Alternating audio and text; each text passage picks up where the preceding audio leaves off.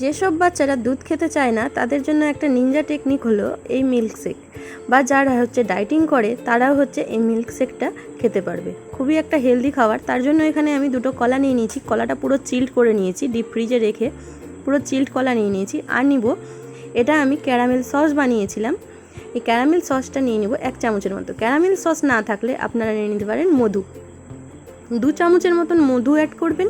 আর নিয়ে নিতে হবে চিল্ড মিল্ক। চিল্ড মিল্ক না থাকলে এর মধ্যে আপনারা আইসও অ্যাড করতে পারেন। এখানে আমি পুরো দুধটাকে চিল্ড করে নিয়ে সেই চিল্ড মিল্কটা দিয়েছি। কেক বানানোর জন্য আমি আলমন্ড দিয়ে প্রোলাইন বানিয়ে রেখেছিলাম, সেই প্রোলাইনটা এখানে আমি ব্যবহার করেছি।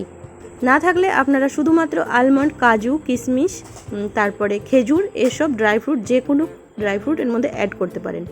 এটাকে মিক্সিতে ব্লেন্ড করে গ্লাসের মধ্যে সামান্য চকো সিরাপ লাগিয়ে এটাকে পরিবেশন করুন ভ্যানিলা আইসক্রিম দিয়ে। আমার কাছে হোমমেড অরিও আইসক্রিম ছিল, আমি সেটা দিয়েই এই মিল্কশেকটা পরিবেশন করেছি। তো এই গরমে কোল্ড ড্রিঙ্কস, আইসক্রিম তো খাচ্ছেন, সাথে এরকম একটা মিল্কশেক, হেলদি মিল্কশেক খেয়ে দেখুন কেমন লাগে। তো ভিডিওটা যদি ভালো লাগে তো অবশ্যই একটা লাইক করবেন আর জানাবেন যে কেমন লাগলো এই রেসিপিটা। ভালো লাগলে লাইক করবেন, সাবস্ক্রাইব করবেন। আবার দেখা হবে নতুন কোনো রেসিপির সঙ্গে। টাটা।